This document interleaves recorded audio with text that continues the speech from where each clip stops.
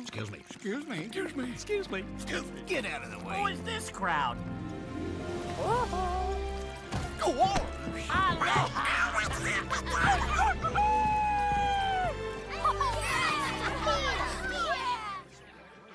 Hakuna Matata.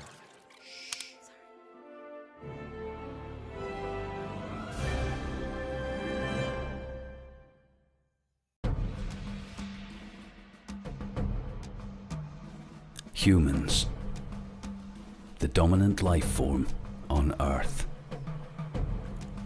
A 7 billion strong, planet-wide race of space-traveling bipedal apes, capable of great technological marvels and constant innovation.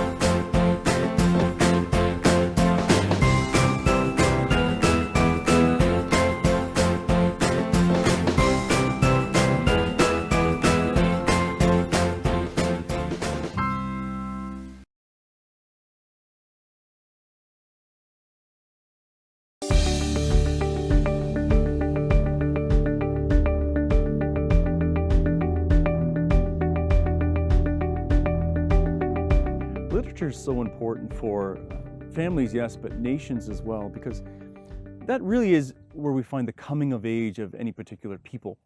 We tend to think that if people can put down their thoughts, their vantage point for the rest of us to see in plain print, that they have come to a certain level of almost intelligence, sometimes we speak.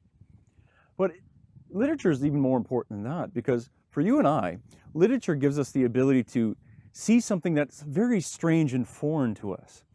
In other words, it allows us to actually contemplate things we would never normally let into our consciousness. I'll give you a couple of examples.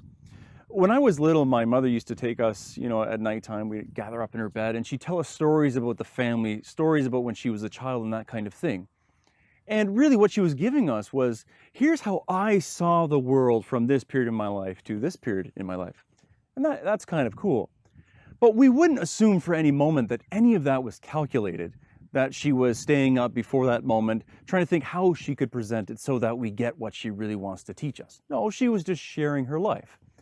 Literature, though, it has that calculation about it. It's a craft that way. It has a person, usually one in particular, who says, look, I want you to see the world the way I actually do. And so I'm going to put the words, I'm going to frame it in such a way so that you buy in. That buying in is what literature really is all about. And this is why philosophers too have always used this as much as possible as a vehicle to get their crazy ideas across. Think of music as a kind of a side example.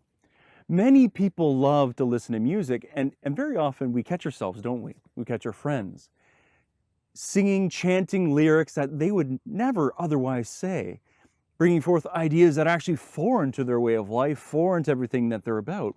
And when you call them on this, when you say, are you aware that what you're singing is, whatever that is, many people have this kind of response. Well, I don't listen to the lyrics, I just listen to the music. But what has happened? That person has become a kind of billboard for that idea. They're going about their everyday actually singing ideas out in the marketplace to people, and they're not even aware that they're doing it. Literature has done that very same thing, and I think for much longer than music has. Literature has been getting down on the page, well, an idea that you may not otherwise agree with. But through a narrative, through characters that you like, through a great storyline, you in the end start saying, hey, you should check out this book. I really like this person, this character. I really like how things have turned out. But in the end, you've allowed a very foreign idea to enter in. You've allowed possibly a philosophical mind flip to kind of get out there in the world, to be passed on to children, to be passed on to yourselves, your friends, etc. Literature then is very important, not just for the philosopher, not just for the nation who is trying to show how they see things. Literature is important because it allows every one of us to see through the lenses, the eyes of other people. And if that's what it continues to do, and if we're aware of what it can do, then we have to continue doing it. And we have to allow it into our homes. So choose wisely. There's lots of good stuff out there. But there's some other things I'm kind of worried about. And I think you should be concerned as well.